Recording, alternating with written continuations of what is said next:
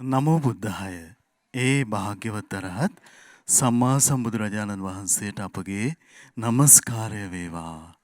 උතුම් මැදින් මස පුර 15ක පොහොය දවසේ නැවතත් පින්වන්ත ඔබ හැමදෙනා සුවහසක් පින්වන්ත හැමදෙනාම අපි ඓතිහාසික මංගල මහා සෑ රජුන් අභියස මළුවේදී ඒකරාශී කරගන්නවා. ගරුතර මහා සංඝරත්නයේ ආශිර්වාදයෙන් සදහම් සාකච්ඡාව පිණිස කාලය වෙන් කරගන්නයි අපි සූදානම් වන්නේ. ඉතින් සවස් දහම් සාකච්ඡාව පිණිස අපගේ පින්වත් නායක ස්වාමින් වහන්සේ වැඩම වදාළ සේරුවිල මංගල රාජ මහා විහාරස්ථානයේ විහාරාධිපති එවැගේම ශ්‍රද්ධා මාත්‍යාචාර්ය පූජනීය අනුශාසක දුරන්දර අවසරයි නම සඳහන් කරන්න පූජ්‍ය පාද අලුදෙනියේ සුබෝධි අපගේ පින්වත් නායක ස්වාමින්ද්‍රයන් වහන්සේ වැඩමවන්නට යෙදුනේ. අපි හැමදෙනාම අපට අනුකම්පාවෙන් වැඩම වදාළ ගරුතර මහා සංඝරත්නය පින්වත් නායක ස්වාමින්ද්‍රයන් වහන්සේ දෙපා නැමද ආදර ගෞරවයෙන් පිළිගනිමු. ස්වාමීනි අපගේ নমස්කාරය වේවා. ඉතින් මැදින් මස පුර 15ක පොහොය දවසේ සජීව විකාශනයේ සදැහැති දායකත්වයත් අපි සපස්වරුවේ සිහිපත් කරගන්නම්. ගුණතිලක පවුලේ පින්වත් දූ දරුවන් පිරිස, ඒ වගේම බහමාසයේ වෙසෙන පින්වතුන් දෙපළක් සහ දරුවන් වශයෙන් මේ සදැහැවතුන් ඇමරිකාවේ කැලිෆෝනියා ප්‍රාන්තයේ පදිංචි පින්වත් ඒ.පී.ජී. පත්මසිරි මහත්මයා, ඒ වගේම මෙරට පදිංචි දේවිකා රත්නායක බිරිඳ සහ බහති ගලප්පත්ති පින්වන්ත දියණිය, ඒ වගේම ඉතාලියේ නාපෝලි නගරයේ පදිංචි පින්වත් ක්‍රිසාන්ත සමරසිංහ මහත්මයා සහ සුජීවා මල්කාන්ති මහත්මිය, ඒ වගේම ගාල්ල දඬල්ල මහමුදුලි මාවතේ අංක 23න් 4 නිවසේ පදිංචි පින්වත් කේ ශ්‍රියානි පුෂ්පලතා ද සිල්වා මහත්මිය සහ ජී.එච්. පත්මිනී මහත්මිය, ඒ වගේම ඊශ්‍රායලයේ සේවයේ නියුතු පින්වත් රූපිකා වාසල මහත්මිය, අලව්ව 15 වල කුඹුරේ පදිංචි එස්.එම්. මල්ලිකා කුමාරි සේනානායක මහත්මිය සහ එච්.එම්. උපාලි කරුණාතිලක මහත්මයා වශයෙන් මේ සදහැවතුන් සදැහැති දායකත්වයේ දරනවා. ඒ පින්වන්ත හැමදෙනාමක් සුවහසක් ඔබ හැමදෙනාමත් ඒ වගේම මේ ඓතිහාසික මංගල මහා සෑ රජුන් අභියස සැදී පැහැදී සිටින පින්වන්ත හැමදෙනාමත් කැටුව සවස දහම් සාකච්ඡාව පිණිස අවස්ථාව සූදානම් කරගන්නම්. අපි ගරුතර මහා සංඝරත්නය නැවත වන්දනා කොටගෙන ආරාධනා කරමු.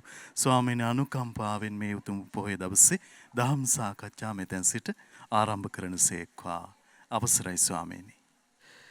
ඒ භාග්‍යවත් වූ අරහත් වූ සම්මා සම්බුදුරජාණන් වහන්සේගේ ශ්‍රීමත් ලලාට ධාතුන් වහන්සේද උතුම් වූ කේශ ධාතුන් වහන්සේලාද සුවඳවත් ගර්භේ දරා වැඩ සිටින සේරුවිල මංගල මහා සෑ රජාණන් වහන්සේට අපගේ নমස්කාරය වේවා. සාදු සාදු සාදු. ගරුතර මහා සංඝරත්නයන් අවසරයි ශ්‍රද්ධාවන්ත පින්නතුනි, උතුම් ධර්ම සාකච්ඡාව ආරම්භ කරන්නටයි අපි මේ සූදානම් වෙන්නේ. ඉතින් අද විවිධ පැන ගණනාවක් යොමු කරලා තිබෙනවා. කාල වේලා ලැබෙන පරිදි අපි මේ සදහම් කරුණු පැහැදිලි කර ගැනීම පිණිස යොමු කොට ඇති ඒ පැන විසඳන්නට කල්පනා කළා. එක පැනයක් තිබෙනවා, කම්මැලිකම නැති කරගන්නේ කොහොමද? කම්මැලිකම ඔබටත් තියෙනවද? කම්මැලිකම සාමාන්‍යයෙන් දෙයක බරක් පතලක් විමසන්නේ නැති අය තුල નિરાයාසයෙන්ම ඇති වෙන්න පුළුවන් දෙයක්. මොකද සාමාන්‍යයෙන් ඔබ අහලා ඇති අර නිකරුණේ කාලය ඔහි ගත කරමින් නිදා වැටෙන්න පුරුදු වෙච්ච අය ඉන්නවා. ඒ වගේම යහපත් දෙයක් කරන්න සිතේ ලොකු පෙළඹවීමක් නැති අය ඉන්නවා. ඒ වෙනුවට ජීවිතේ ඔහි හිස් විදිහට ගත කරන්න තමයි ගොඩක් වෙලාවට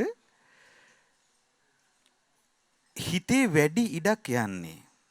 මේ නිසාම මේ කම්මැලිකම කියන ස්වභාවය, අලස බව කියන ස්වභාවය අපගේ ජීවිතය තුළ දකින්න පුළුවන් දෙයක්. විශේෂයෙන් පාසල් දරුවන් තුළ අධ්‍යාපන කටයුතු වලට අලස බව ඇති වෙනවා. ඒ වගේම විවිධ වෘත්තීන්හි නියැලෙන අය තුළ Taman නියැලෙන වෘත්තිය ගැන සමහර වෙලාවට කම්මැලිකමක් එන්න පුළුවන්. මේ විදිහට එන කම්මැලිකම අපි හැමෝම කැමති නැති කරගන්න. නමුත් බොහෝ දෙනෙක් කියන කාරණයක් තමයි අනේ ස්වාමීන් වහන්සේ කම්මැලිකම හිතට එනවා නැති කරගන්න බෑනේ. කම්මැලිකම ආවට පස්සේ නිදා ගන්නමයි හිතෙන්නේ. එහෙම නැත්තම් ඔය කොහෙට හරි ඔළුව තියාගෙන ඇලවිලා ඉන්නයි හිතෙන්නේ. ඒ කම්මැලිකම ජය ගන්න හැටි අපි දන්නේ නැහැ. කම්මැලිකම ජය ගන්නවා කියන කාරණේ පින්නතුනේ ආර්ය ශ්‍රාවකයන් විසින් අනිවාර්යෙන් සිදු කළ යුතු දෙයක්. බුදුරජාණන් වහන්සේ පෙන්වා දුන්නා ඔය කම්මැලිකම එහෙමත් නැතිනම් අලසකමත් එක්ක බැඳුණු නීවරණයක් තියෙනවා.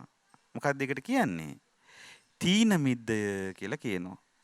ඒ කියන්නේ නිදිමත හා අලස බව තීන මිද්දය. මේ තීන මිද්දේ හිතට ආවට පස්සේ කම්මැලියාගේ කම්මැලිකම තවත් වැඩි වෙනවා. ඒ නීවරණෙන් හිත වැහිලා යනවා. එතකොට හරි අමාරුයි උත්සාහයෙන් වීරියෙන් නැගී සිටින්න. මේ කම්මැලිකමට තියෙන විරුද්ධ වචනේ තමයි වීරියවන්තකම. වීරිය. වීරියේ වැදගත්කම ඔබ හැමෝම දන්නවා. දෙයක් උත්සාහයෙන් වීරියෙන් කරොත් තමයි අපට ඒ දේ තුල පිහිටලා ජය ගන්න පුළුවන් වෙන්නේ. ඉතින් ඒ නිසා පින්නතුනේ මේ උත්සාහයේ වීරිය අර කම්මැලිකම බැහැරට දාලා අපේ ජීවිතය තුල වඩන්න අපි හැමෝම බලවත් කැමැත්තක් උපදවා ගන්න ඕනේ. ඒ නිසා කම්මැලිකම දුරු කරගන්න කැමති කෙනා පළමුවෙන්ම මේ කම්මැලිකමේ තියෙන ආදීනව තේරුම් ගන්න ඕනේ. මොකද තේරුම් ගන්න ඕනේ? කම්මැලිකමේ තියෙන ආදීනව. ඒ වගේම වීරියවන්ත වීමේ තියෙන ආනිසංස තේරුම් ගන්න ඕනේ. කම්මැලිකමේ තියෙන ආදීනව තේරුම් අරගෙන වීරියවන්තකමේ තියෙන ආනිසංස තේරුම් ගත්ත කෙනා තමන්ගේ ජීවිතේට අර කම්මැලිකම බැහැර කරලා වීරියක් උපදවා ගන්නට කැමති වෙනවා. මොනවද කම්මැලිකමේ තියෙන ආදීනව? මේ ගැන අපේ බුදුරජාණන් වහන්සේ හරි ලස්සනට දීඝනිකායේ පාටික වග්ගයට අයිති සිංහාල සූත්‍රයේදී දේශනා කොට වදාලා. එතනදී බුදුරජාණන් වහන්සේ දේශනා කරනවා චකෝ මේ ගහපති පුත්ත ආදීනවා ආලස්සානු යෝගේ.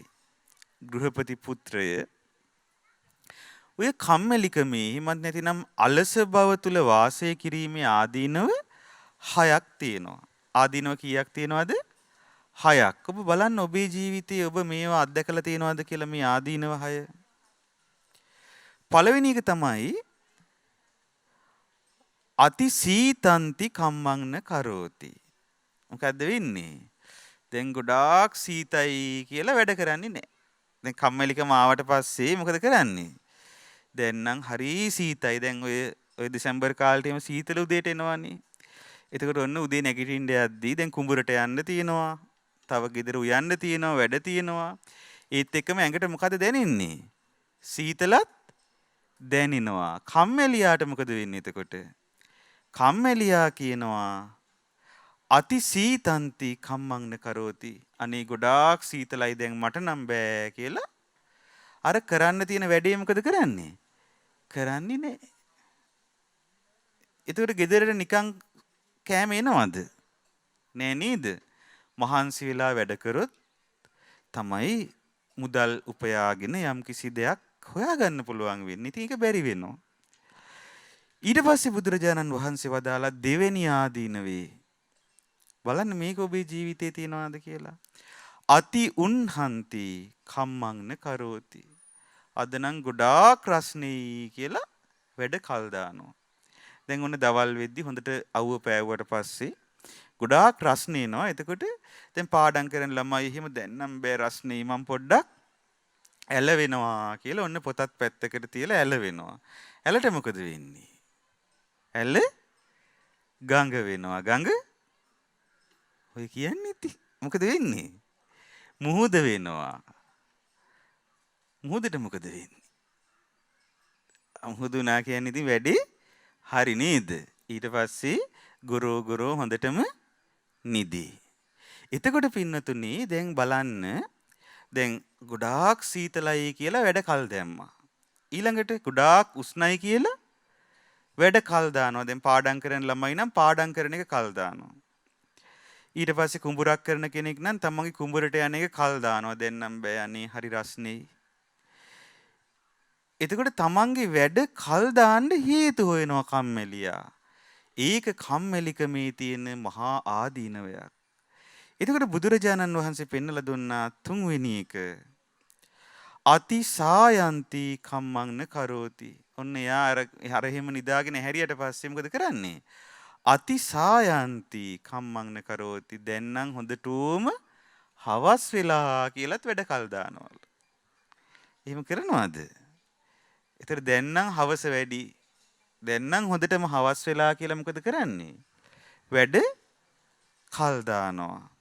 ඊට පස්සේ ඊළඟ එක තමයි අතිපාතෝති කම්මං කරෝති. දැන් නම් උදේ වැඩි. තාම උදේ වැඩි. උදේ වැඩි කියලාත් මොකද කරන්නේ? වැඩ කල් දානවා. ඊට පස්සේ ඊළඟ ආදීනවය අතිචාතෝස්මීති කම්මං කරෝති. දැන් නම් හොඳටම බඩගිනි මට. මම නම් වැඩ කරන්නේ බඩ පිරෙනක. කියලා මොකද කරන්නේ? බඩගින්න හින්දා දැන් චුට්ටක් බඩගින්න ආවට පස්සේ මට නම් බඩගිනි කියලා මොකද කරන්නේ? වැඩ කල් දානවා. දැන් හොඳටම බඩගිනි කියලා වැඩ කල් දානවා. ඊට පස්සේ 6 වෙනි ආදීනවේ තමයි එහෙනම් කියන්න පුළුවන්. මොකක්ද 6 වෙනි එක? අති ධාතෝස්මීති කම්මං කරෝති කියන්නේ. දැන් නම් බඩ හොඳටම පිරිලා. දැන් නම් බෑ මට මේ බඩ උස්ස ගන්න. කෑවා විතරයි. කියලා මොකද කරන්නේ? වැඩ කල් දානවා. දැන් බලන්න මේ කල් දාපු හැටි. ඉස්සරවම කොහොමද? දැන් නම් සීතලයි කියලා වැඩ කල් දැම්මා. ඊට පස්සේ දැන් ගොඩාක් උෂ්ණයි කියලා වැඩ කල් දැම්මා. දැන් බොහෝ හවස් වෙලා තියෙන්නේ කියලා වැඩ කල් දැම්මා. දැන් නම් උදේ වැඩි කියලා වැඩ කල් දැම්මා. ඊට පස්සේ දැන් නම් බඩගිනි මට කියලා වැඩ කල් දැම්මා. ඊට පස්සේ දැන් නම් බඩ පිරලා දැන් නම් මොනවත් කරන්න බෑ කියලා වැඩ කල් දැම්මා. එතකොට Taman දන්නේ මොකද්ද මේ හිතේ වැඩ කරන්නේ? කම්මැලිකම. මේක තමයි කම්මැලිකම කියලා කියන්නේ. මේ වගේ සිතිවිලි ඔබට ආවොත් ඔබ තේරුම් ගන්න ඔබට ඇවිල්ලා තියෙන්නේ මොකක්ද? කම්මැලිකම. ඔබ ඒ සිතිවිල්ලට යට වුණොත් ඔබට වැඩ කරන්න වෙලාවක් නැති වෙනවා. ඇයි උදේම උදේ වැඩි කියලා කරන්නේ? දවල් වෙද්දී රස්නේ වැඩි කියලා කරන්නේ. ඔන්න බඩගිනි වෙලාවට බඩගිනි කියලා කරන්නේ. බඩ පිරුණු වෙලාවට බඩ පිරුණා කියලා කරන්නේ. ඊට පස්සේ හවසට දැන් හවස වැඩි කියලා කරන්නේ. අන්තිමට වැඩ මොකද වෙන්නේ? ගොඩ ගැහෙනවා. වැඩ ගොඩ ගැහිලා ගොඩ ගැහිලා ගොඩ ගැහිලා ඒ කෙනා බලවත් පීඩාවටපත් වෙනවා. එක්තරා අවස්ථාවකදී බුදුරජාණන් වහන්සේට ඔය වගේ භික්ෂුන් වහන්සේලා ටිකක් හම්බ වෙනවා. අලුත් ස්වාමීන් වහන්සේලා ටිකක්. උන්වහන්සේලා මොකද කරන්නේ? හොඳටම දානේ වළඳලා හොඳට සැතපීලා සුවසේ ඉන්නවා. එතකොට බුදුරජාණන් වහන්සේ අහනවා, මහණෙනි ඔබ දැකලා තියනවාද? උදේ වෙනකන් හොඳටම නිදාගෙන රාත්‍රී අවදි වෙලත් වැඩ කරන්නේ නැතුව උදේ වෙනකන් නිදාගෙන මිනිස්සුන්ගෙන් හොදක් අහන රජෙක් ගැන අහලා තියනවද කියලා ඇහුවා. රටක් පාලනය කරන ශිෂ්‍රියෙක් ගැන, රජ කුලයේ කෙනෙක් ගැන අහලා තියනවද? එතකොට ස්වාමීන් වහන්සේලා කිව්වා, අනේ ස්වාමීනි අපි හිම අහලා නැහැ. ඒ කියන්නේ රජවරු පවා මොකද කරන්නේ? උත්සාහයෙන් වීරියෙන් උදේ නැගිටලා ඊට පස්සේ හවස රාත්‍රී වෙනකම්ම ඒ තමන්ගේ කටයුතු වල නියැලෙනවා, සුදුසු කටයුතු තුල. එතකොට පින්නතුනි බුදුරජාණන් වහන්සේ වදාලා, මහණෙනි මාත් අහලා නැහැ. ඒකලා දේශනා කරනවා, මහණෙනි මේ ශාසනයේ භික්ෂුවක් ඒ ආකාරයෙන්ම දහමට කැපවි කම්මැලිකම බැහැර කරලා වාසය කළ යුතුයි. එතකොට එහෙනම් පින්නතුනි මේ කම්මැලිකම කියන එක හිතේ හටගන්නේ මොකකින්ද? සිතවිල්ලකින්. සිතවිල්ලකින් හටගන්න කම්මැලිකම උගුලා දාන්න පුළුවනොත් මොකකින්ද? ඊට වඩා ප්‍රබල සිතවිල්ලකින්. එහෙනම් කම්මැලිකමේ තියෙන ආදීනවේ තේරුම් අරගෙන ඒකෙන් වෙන හානිය තේරුම් අරගෙන අපි ඒ වෙනුවට වීරියවන්ත වෙලා වීරියෙන් පය තබමින් ඉදිරියට ගමන් කරන්න ඕනේ. ඉතින් බුදුරජාණන් වහන්සේ වදාලා තස්ස ඒවං කිච්ඡා පදේශ බහුලස්ස විහෙරතු. ඉතින් ඔය විදිහට ඔහු විසින් කළ යුතු වැඩ කටයුතු බහුල වශයෙන් අතපසු කරමින් වාසය කරද්දී අනුප්පන්නා චේව භෝගා නුප්පජ්ජಂತಿ. නූපන්නා වූ භෝග සම්පත් ඔහුට උපදින්නේ නැහැ. ඒ කියන්නේ නූපන්නා වූ ධනය ඔහුට උපදින්නේ නැහැ.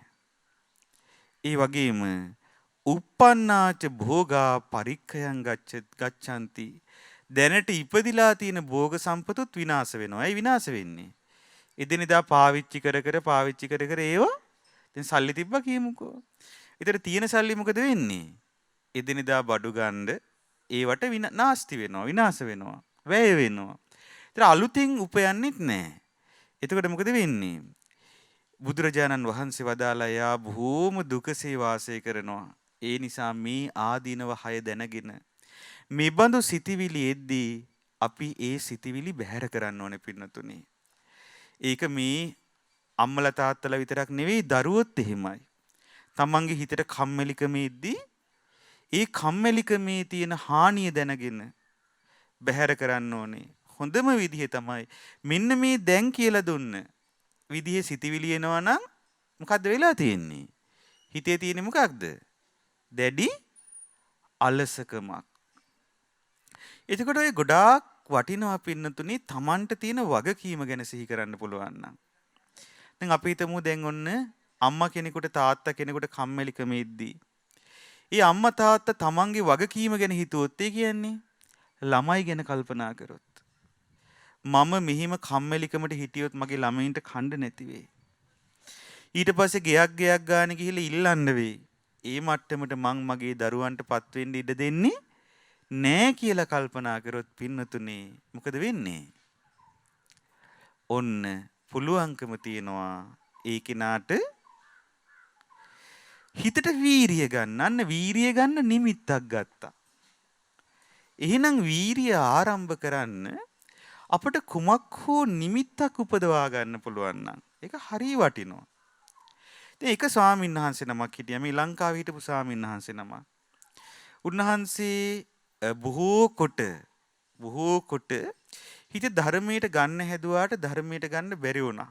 හිතේ අලසකම සහ තවත් නීවරණ බහුල වශයෙන් ඇති වෙන්න පටන් ගත්තා. එතකොට පින්නතුනේ ඒ ස්වාමීන් වහන්සේ ඒ තමන් වහන්සේට උපදෙස් දුන්න. තමන් වහන්සේ ගුරු ස්වාමීන් වහන්සේ ළඟට ගිහිල්ලා කියනවා අනේ ස්වාමීනි මට වීරිය ඇති වෙන කතාවක් කරනසේක්වා. ගුරු ස්වාමීන් වහන්සේ මොනවද කියලා දුන්නේ? ගුරු ස්වාමීන් වහන්සේ කියලා දුන්නේ නිරය ගැන. නිරයේ ඉපදිලා සත්වයා දුක් විඳින හැටි. එතකොට ඔබත් නිරයෙන් නිදහස් වුණේ නැත්තම් මරණයටපත් වුණාට පස්සේ නිරයේ ඉපදීමේ හැකියාවෙන් යුක්ත නිසා බුද්ධ ශාසනයක් මුණ ගැහුණු වෙලාවෙත් ඒකට වෑයම් කරේ නැත්තම් ඔබට ලොකු අනතුරක් තියෙනවා කියලා අර ස්වාමින් වහන්සේ කරුණු පෙන්නලා දුන්නා. එතකොට දැන් මහා නිරය ගැන කියනවා. දැන් මේ ස්වාමින් වහන්සේ ඔක හිතට ගන්න හදනවා. එකපාරට හිතට ගන්න අමාරුයි. උන්වහන්සේ ඇහුවා ස්වාමීනි ඒ නිරයේ තියෙන භයානකකම ගැන අපිට තේරෙන්න ඔබ වහන්සේට අපිට ඒක පහදලා දෙන්න පුළුවන්ද? තේරෙන විදිහට කියලා ඇහුවා. හොඳයි කියලා කිව්වා. එහෙනම් ඉන්න සාමණේර ස්වාමීන් වහන්සේලාට අමු දැව දඬු ටිකක් එකතු කරන්න කිව්වා මේ ගල්තලාවේ. ඔන්න සාමණේර ස්වාමීන් වහන්සේලා ටික එකතු වෙලා දැන් ඔන්න හොඳටම අමු. ඒ කියන්නේ අමුෙන් තියෙන ඔය අත් කපපු අතු ටිකක් කොටන් ටිකක් ඔන්න ගෙනල්ලා මෙතන ගොඩ ගැහුවා. ගල්තලාව ළඟ එතන ඒ දහම් සාකච්ඡා වුණ ගල්තලාව ළඟ ගොඩ ගැහුවා. ගොඩ ගහපු වෙලාවේ අර ගුරු ස්වාමීන් වහන්සේ උන්වහන්සේ මහා 이르දිමත් කෙනෙක්. උන්වහන්සේ මොකද කළේ? උන්වහන්සේ කිව්වා හොඳයි. එහෙනම් ඔබට මේක තේරුම් ගන්න. මම නිරයේ ගින්දරෙන් මතුවෙන ගිනි පුපුරක් මම මෙතෙන්ට වැටෙන්න සලස්සන්නම් කිව්වා. ඒ කරලා උන්වහන්සේ 이르දියක් කළා. ඒ 이르දියේ උන්වහන්සේගේ අදිෂ්ඨාන බලයට අර නිරයෙන් නැගුණු ගිනි දළු වලින් මතුවෙච්ච ගිනි පුපුරක් ඔන්න ඇවිල්ලා අර අමු දැව දඬු ගොඩ උඩට වැටුණා. වැටෙනවත් එක්කම පින්නතුනේ ඒ දැව දඬු ගොඩ ඒ ෂණයෙම දැවිලා අළු වෙලා ගියා. දැන් සාමාන්‍යයෙන් අමු දැව, අමු දඬු, අමු කොළ ලේසියෙන් පිච්චෙනවාද? ලේසියෙන් පිච්චෙන්නේ නෑ. නමුත් අර ගිනි පුපුර වැටෙනවත් එක්කම මුළුමනින්ම පිච්චිලා හලු වෙලා ගියා පින්නතුනේ. මුළුමනින්ම පිච්චිලා අළු වෙලා ගියා. එතකොට එහෙම පිච්චිලා අළු වෙලා ගියාට පස්සේ දැන් ඔන්න කිව්වා ඔන්න දැන් දැක්කද ඔය නිරයේ ගිනි දැල්ලෙන් නැගුණු ගිනි පුපුරක් විතරයි.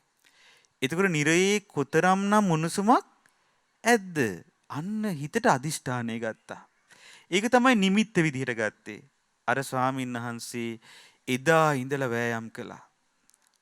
වෑයම් කරලා කොහොම හරි ජීවිතේ ධර්මය අවබෝධ කළා පින්නතුනේ. අන්න ඒ වගේ ඔබටත් ඔබේ ජීවිතේ උත්සාහවත් වෙන්න වෑයම් කරන්න යම් නිමිත්තක් හොයාගන්න. මොකක් හරි නිමිත්තක් හොයාගන්න. දැන් ඒක පුද්ගලයාගෙන් පුද්ගලයාට වෙනස් වෙන්න පුළුවන්. දැන් සමහර දරුවෝ ඉන්නවා ගොඩාක් උත්සාහයෙන් වීරියෙන් ඉගෙනගත්ත ළමයි. දැන් සමහර ළමයි ඒ ළමයි ඔය ගෙදර මේ විදුලි බලේ නැහැ. එතකොට ඉගෙන ගන්න යන්නේ කොහෙටද? පාර අයිනේ තියෙන වීදි ලාම්පුව යටට යන්නේ. වීදි ලාම්පුව යටට ගිහිල්ලා එතන පොත් තියාගෙන පාඩම් කරන ළමයි ඉන්නවා. එහෙම ඉන්න සමහර ළමයින්ගෙන් අපි කතා කරලා අහලා තියෙනවා පුතා. දැන් ඔච්චර මහන්සි වෙන්න මොකක්ද හේතු උනේ? දැන් අනිත් ළමයි ඉන්නවා ඒ මොනවත් ගණන් ගන්න නැතු ඉගෙන ගන්න කල්පනාවක් නැහැ. ඔහි ජීවිතේ ගත කරන අය ඉන්නවා.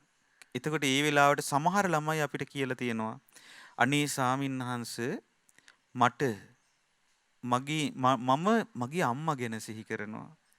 අම්මා ගොඩාක් දුක් විඳලා මට කන්න එක වේලක් හරි හොයලා දෙන්නේ. මගේ එකම ආසාව මම ජීවතුන් අතර ඉන්න කාලේ අම්මා ජීවතුන් අතර ඉන්න කාලේ අම්මට සැපසේ වාසය කරන්න පුළුවන් පරිසරයක් හදලා දෙන එක. එතකොට අම්මට පහසුවෙන් ජීවත් වෙන්න පුළුවන් විදිහට ගෙයක් දොරක් හදලා පහසුවෙන් ඉන්න පුළුවන් තැනක් හදලා දෙන එක තමයි මගේ එකම ආසාව. අන්න බලන්න නිමිත්තක් ගත්තා. ඒ වගේ නිමිත්තක් ගත්තොත් පින්නතුනේ ඒක උපක්‍රමයක්. ඒ නිමිත්ත සිහි කර ගැනීම තුළ Tamanට ජීවිතයට වීරිය ගන්න පුළුවන්. අර කම්මැලිකම බැහැර කරගන්න පුළුවන්. අපි හිතමු ඔන්න අනේ මට බඩගිනි කියන අදහස එනවා. දැන් සාමාන්‍ය ඕන කෙනෙකුට එන්න බැරිද ඒක? පුළුවන්. නමුත් මට බඩගිනි හින්දා මම මේක කරන්නේ නැහැ කියන මට්ටමට එන්න නම් එතකොට එතන කම්මැලිකමත් එක්ක මිශ්‍ර වෙලා හිත අලසව උකට ලීවීමක් තියෙනවා. නමුත් මට බඩගිනි කියන සිතිවිල්ල එද්දිම දැන් අර දරුවට නම් ඒ තමන්ගේ ගොඩාක් දුක් විඳින අම්මගේ මූණ මතක් වුණාට පස්සේ කොච්චර බඩගිනි ආවත් කමක් නැහැ. මං පාඩම් කරනවා. මං පාඩම් කරලා මං කොහොම හරි විභාගේ සමත් වෙනවා. සමත් වෙලා මම රැකියාවක් හොයාගෙන මගේ අම්මගේ බඩගින්න නිවනවා කියන අදහස ආවට පස්සේ ලොකු හයියක්ද නැද්ද ඒක? ඒක තමයි හයිය. මට හිතෙන්නේ මේ ගොඩාක් අම්මලට තියෙන හයිය තමන්ගේ දරුවෝ ගැන සිහි කරන එක. දැන් සමහර අම්මලා ඉන්නවා ගිනි කාස්ටක අවුවේ කුලී වැඩ කරනවනේ ගිහිල්ලා. එතකොට මේ ගිනි කාස්ට් එක අවුවේ එහෙම වැඩ කරන්නේ කාටද? තමන්ට කාලා ඉන්නද? නෑ තමන්ගේ දරු පැටියා මතක් වෙද්දි පපුව හොස් කාලා යනවා. ඒතර බලන්න පින්නතුනේ අර නිමිත්තක්. ඒතර වීරිය උපදවන නිමිත්තක් ගත්තා. ඒ වගේ දැන් අර කතාවේ අර ස්වාමින්වහන්සේ මේ සසරේ තියෙන භයානකකම ගැන, නිරේ තියෙන අනතුර ගැන හිතපු ගමන්ම උන්වහන්සේටත් නිදා ගන්න හිතෙන වෙලාවට, කම්මැලිකම එන වෙලාවට උන්වහන්සේ වතක් පිළිවෙතක් හරි කරමින් ඒ කාලය නිකරුණේ ගත කරන්නේ නැතුව අර්ථාන්විතව ගත කරන්න පටන් ගත්තා. ප්‍රතිඵල ලැබුණද නැද්ද? ලැබුණා. අන්න ඒ වගේ ධර්මයේ පුරුදු කරන ඔබත්, ඒ වගේම එදිනෙදා ජීවිතයේ ගත කරන ඔබට හැකි හැම අයුරෙන්ම කම්මැලිකම නැති කරලා වීරිය උපදවා ගන්න කුමන හෝ නිමිත්තක් ගන්න. එතකොට දැන් අපි දන්නේ නැහැ දැන් එක එක පුද්ගලයාගෙන් පුද්ගලයාට මේ ගන්න නිමිත්ත වෙනස්ද නැද්ද? වෙනස්. දැන් අර මම කිව්වේ එක ළමෙක් අම්මා ගැන මතක් කරලා තමයි පාඩම් කරන්න වීරිය උපදගන්නේ කියලා. එතකොට දැන් ඒක තව කෙනෙකුට එහෙම නොවෙන්න පුළුවන්. දැන් මට මතකයි තව ළමයෙක් එහෙම මට හම්බුණා. ඒ ළමයාගේ පුදුම වීරියක් තිබ්බේ. ඒ ළමයා පොඩි ව්‍යාපාරයක් පටන් අරගෙන ඒක දියුණු කරගන්න පුදුම වීරියක්. එයාට තිබ්බේ මොකද්ද? එයාගේ නිමිත්ත මොකද්ද? එයාගේ නිමිත්ත තමයි ඒ ළමයා පුදුම ආසයි කාර් එකක් ගන්න. දැන් බලන්න වෙනස්ම එකක් නේද? එතකොට කවදා හරි මම මගේ වාහනයක් ගන්න ඕනේ, මට කාර් එකක් ඕනේ. ඒක තමයි එයාගේ තිබ්බ ඉලක්කය.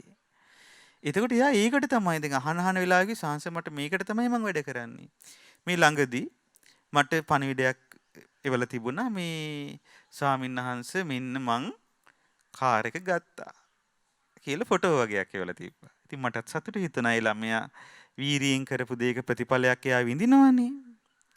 ඒ වගේ දැන් කෙනෙකුගෙන් කෙනෙකුට ඒක වෙනස් වෙන්න පුළුවන්. දැන් අපි ඒ නිමිත්ත උසස් මට්ටමටපත් වෙන්නේ දැන් අපි උසස් අරමුණක් ගනිද්දී.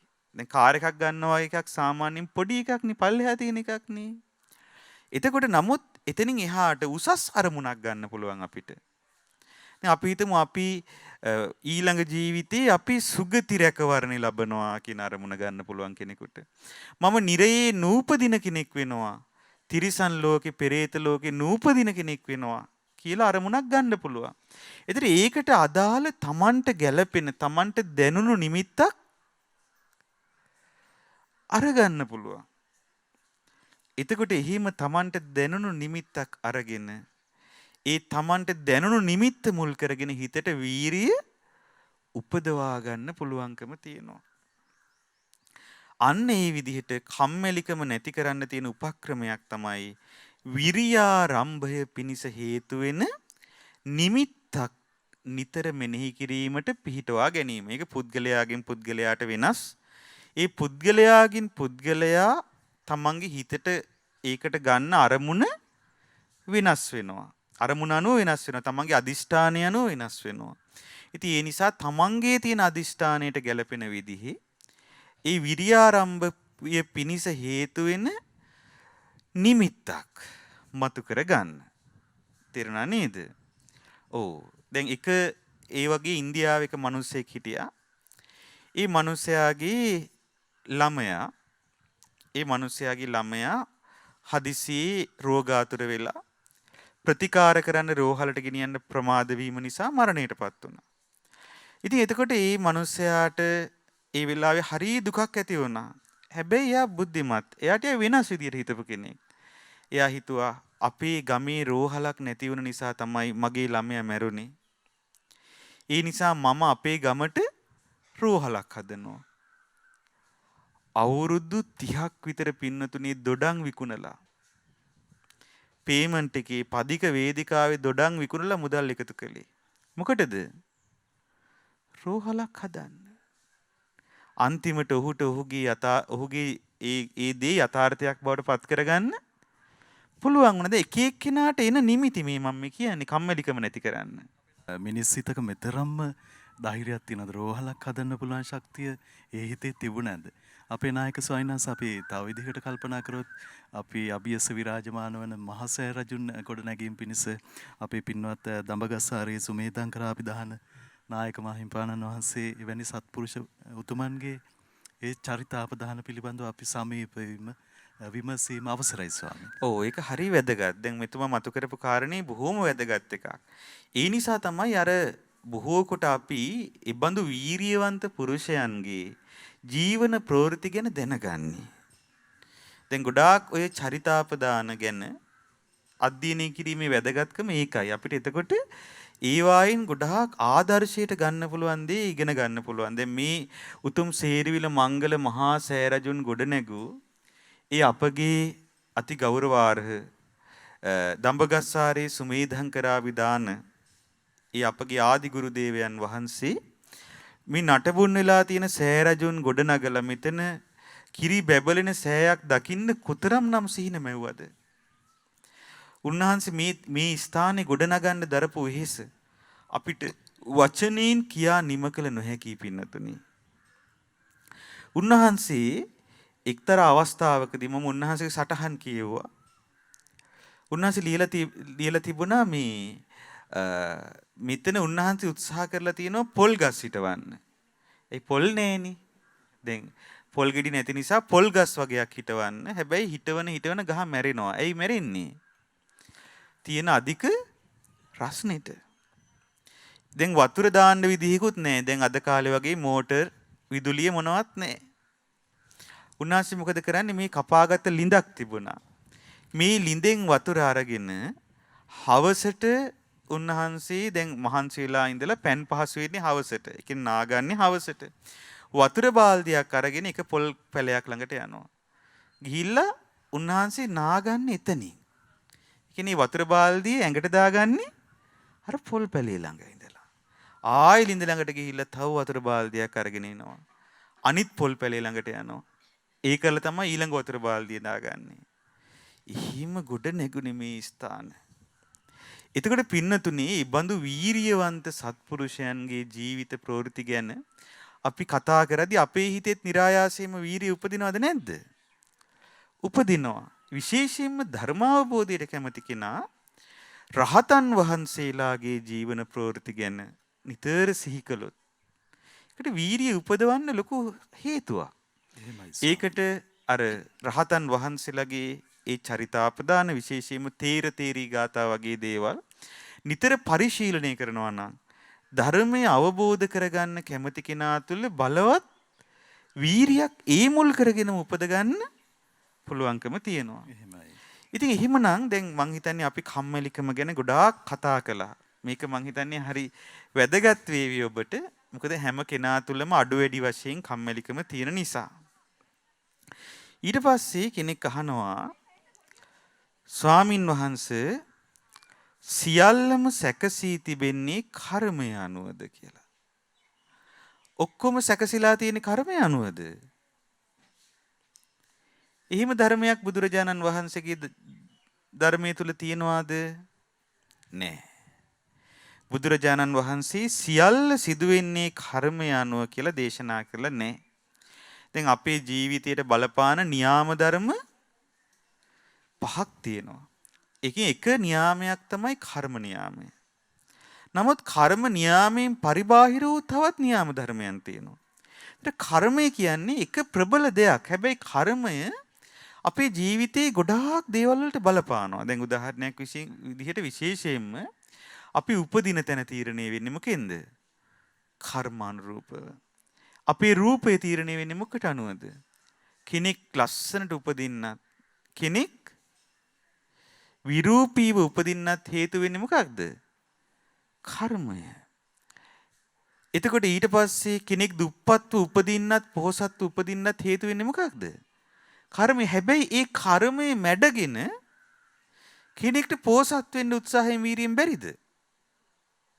උපක්‍රමයෙන් උත්සාහ කරොත් පුළුවන්කමක් තියෙනවා.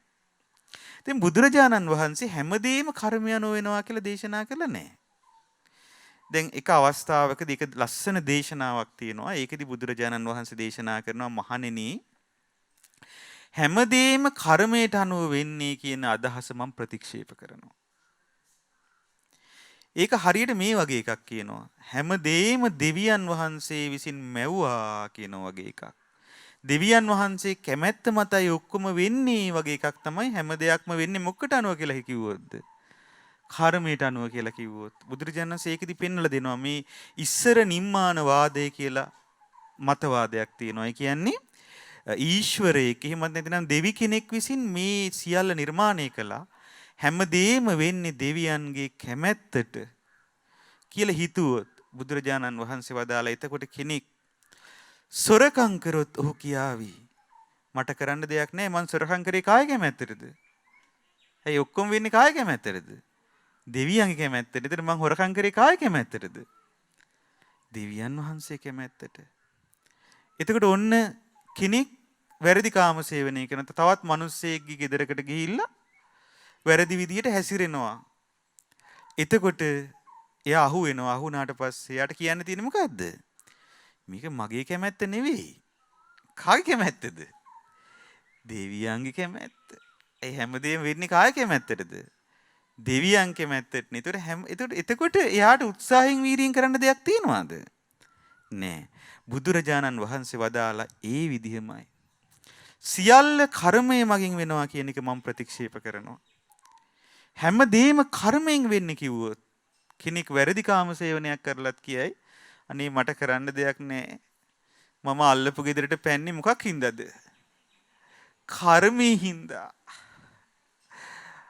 අල්ලපු ගෙදර මිනිස්සයාගේ උන්දැත් එක්ක මං ගියේ කර්ම හින්දා. ඒක කර්මේ මම මොනවා කරන්නද? මේ කලින් අපි දෙන්න එකට කරපු එකක් වෙන්න ඇති. එතකොට ඉතින් උත්සාහයෙන් වීරියෙන් හිත පාලනය කිරීමක් පැනවෙනවද? පැනවෙන්නේ නෑ. එතකොට බුදුරජාණන් වහන්සේ පෙන්වලා දෙනවා ඒ නිසා සියල්ල සිදු වෙන්නේ කර්මයට අනුවයි කියන එක මම ප්‍රතික්ෂේප කරනවා. එතකොට ඒක අදාළ වෙන්නේ නැහැ. හැබැයි පින්නතුනි අපේ ජීවිතේට කර්මය ප්‍රබල විදිහට බලපානවා. දැන් විශේෂයෙන්ම විවාහය නම් ගොඩාක් වෙලාවට වෙන්නේ මොකට අනුවද? වෙන නියාම වලට වඩා විවාහේ නම් වෙන්නේ කර්මානුරූපව තමයි. එතකොට කර්මානුරූපව තමයි කෙනෙකුට ස්වාමියෙක් භාර්යාවක් හමු වෙන්නේ දුක් විඳින්න හරි සැප විඳින්න හරි. දැන් සමහර අය මේ අවුරුදු 10 15 යාළු වෙලා ඉඳලා මහා අරගල කරලා සසරේ කවදාවත් අපි වෙන් වෙන්නේ නැහැ කී ඉඳලා තමයි බඳින්නේ. බැඳලා අවුරුදු 2යි 3යි 4යි අනේ දෑ හැටවත් පේන්න එපා කියන්නේ නැද්ද? ඊට පස්සේ දෙන්න අර අච්චර පොර කාලා තියෙන්නේ මොකක් කරගන්නද? ඊට පස්සේ දෙන්නාම දුක් විඳිනවා. ඉතින් එතකොට එහෙම දේවල් ලෝකේ නැද්ද? තියෙනව නේද? ඉතින් එහෙමනම් ඒ සමහර දේවල් කර්මානුරූප වෙනවා එහෙම. දැන් තවත් සමහර අයට හරි හොඳ මිනිස්සු හම්බෙනවා. හරි හොඳ මිනිස්සු. දැන් අර මම අද උදේ පින් අනුමෝදන් කරේ මහත්තයෙක් රාජන්නා කියලා මහත්තයෙක් ඉන්දියාවේ. ඒ මහත්තයා විවාහ වුණේ ලංකාවේ අම්මා කෙනෙක් එක්ක. එතකොට ඒ අම්මා දැන් ඉන්නේ ඉන්දියාවේ. එතකොට දැන් ඒ අම්මා දැන් මේ ලංකාවේ කොහෙවත් ඉපදුනේ. එතකොට අර මහත්තයා ඉන්දියාවේ කොහෙවත් නේද? දැන් බැංගලෝර කියන නම ඔබ අහලා තියෙනවද? වැඩි අපි අහලා නැහනේ. එතකොට ඒ පැත්තේ ඉපදුණු ඒ අම්මා මේ මහත්තයා මේ දෙන්න හම්බුණා. මේ දෙන්න ඇති විවාහ වුණා. දැන් බලන්න මේ වෙන හැටි. ඉතින් ඒ අම්මගේ වාසනාව. මොකද ගොඩාක් පින්වන්ත මහත්තයෙක්. පුදුම පින්වන්තයෙක්. දානෙට පුදුම කැමැත්තක්. ඒ වගේ අයව ජීවිතේට මුණ ගැහෙන්න මොකක් තියෙන්න ඕනේද? පිනක් තියෙන්න ඕනේ පින්නතුනේ. පිනක් තියෙන්න ඕනේ. ඉතින් මේ කොහොම නමුත් බුදුරජාණන් වහන්සේ වදාලා උත්සාහයෙන් වීරියෙන් කරන්න දෙයක් තියෙනවා. අපිට උත්සාහයෙන් වීරියෙන් ජීවිතේ ජය ගන්න කරන්න දෙයක් තියෙනවා. කර්මයේ මැඩ ගන්න පුළුවන්. උත්සාහයත් වීරියක් තියෙන කෙනාට. ඒ නිසා නුවණින් යුක්තව ඔබට තේරෙනවා නම් සසරේ කර්ම දෝෂ නිසා ඔබට වෙන දේවල් තියෙනවා කියලා ඒකට ප්‍රතිවිරුද්ධ වූ යහපත් කර්ම රැස් කරගනිමින් උපක්‍රමයෙන් අර කර්ම විපාක යටපවත්වමින් උත්සාහයෙන් වීරියෙන් ජීවිතේ ජය ගන්න වෑයම් කරන්න. ඊට පස්සේ අහලා තියෙනවා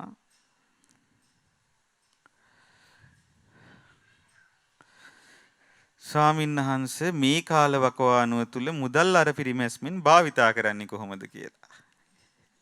ඉතින් ඒක ඉතින් මගෙන් අහන්න ඕන එකක් නේද?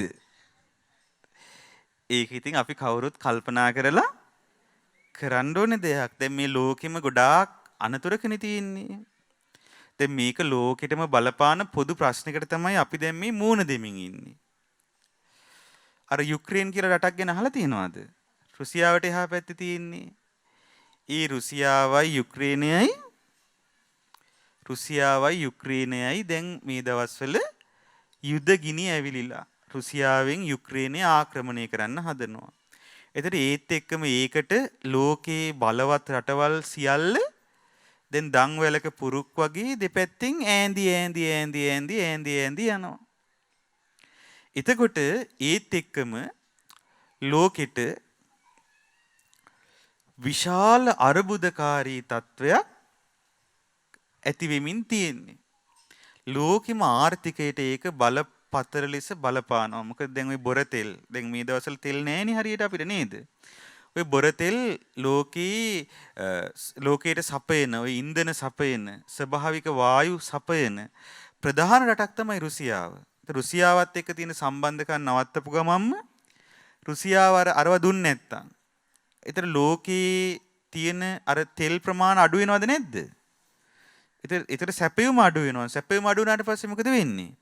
මිල වැඩි වෙනවා. ඉතින් ඒවා මුල වැඩි වුණාට පස්සේ බඩුවල මිලත් ගොඩාක් වැඩි වෙනවා. දැන් දෙයක් තවත් තැනක ඉඳලා තවත් තැනකට ප්‍රවාහනය කරන්න තියෙන වියදම ගොඩාක් වැඩි.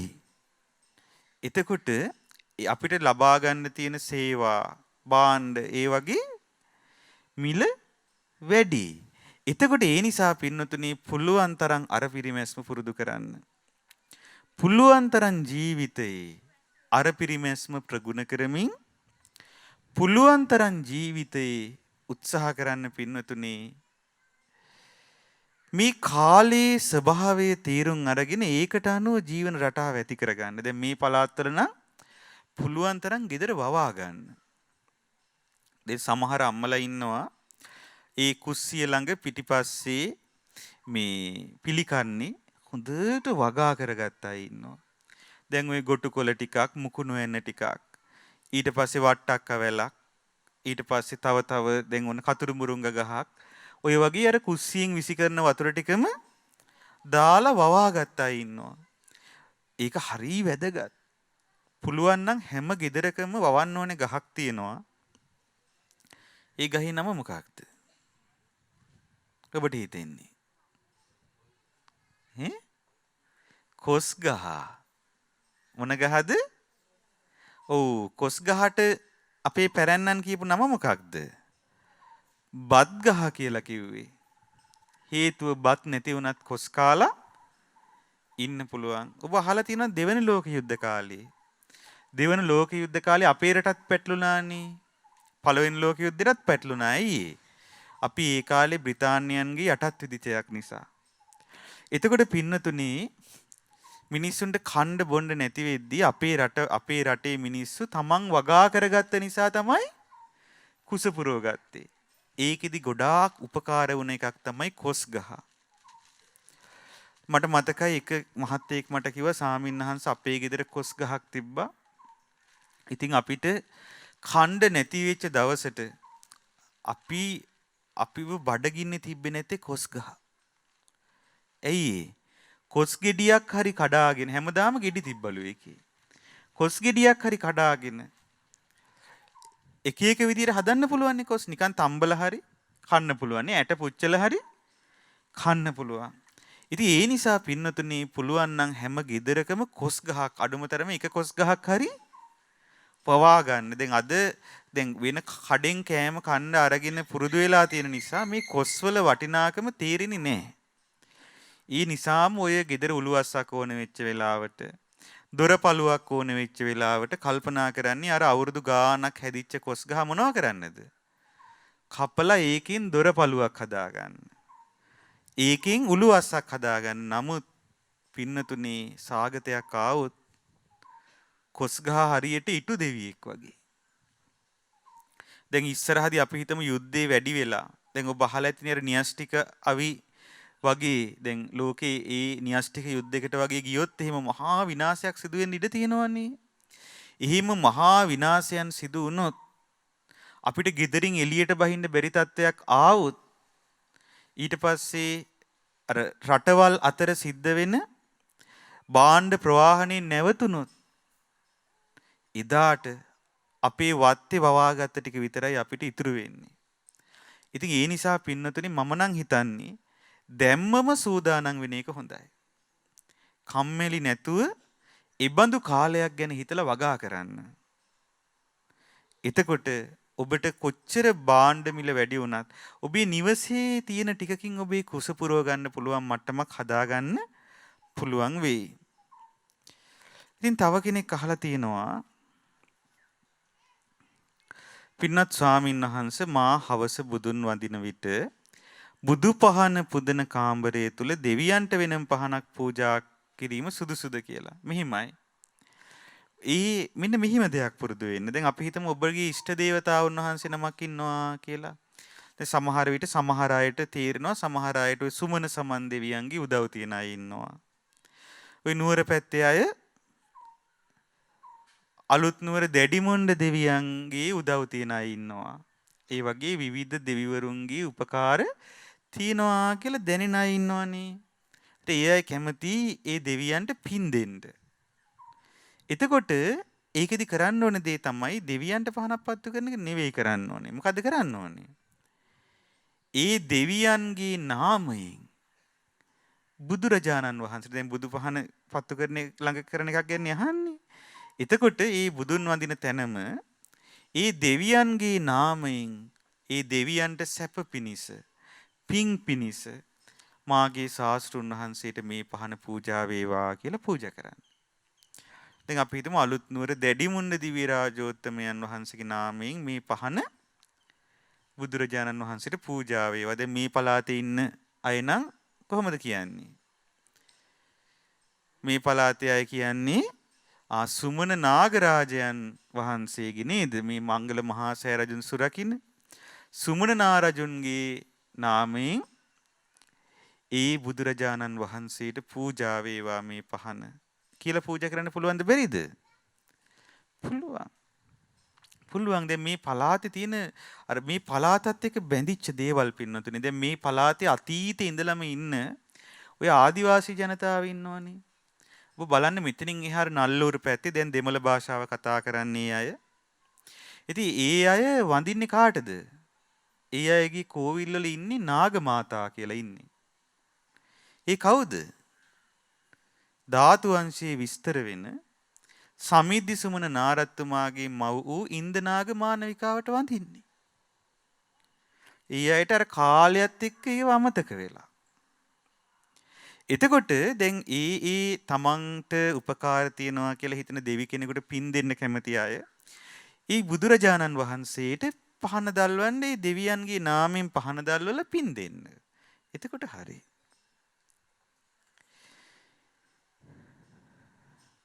ඊට පස්සේ අහනවා ස්වාමින් වහන්සේ දවල් 12න් පස්සේ පිරිකර වශයෙන් ස්වාමින් වහන්සේලාට සෑ රජාණන් වහන්සේලාට පළතුරු පූජා කිරීම සුදුසුද කියලා. මෙහිමයි. දැන් අපි හිතමු ඔන්න දැන් ස්වාමින් වහන්සේලාට ස්වාමින් වහන්සේලා හවස් වරුවේ ආහාර වර්ග පිළිගන්නේ නැහැ.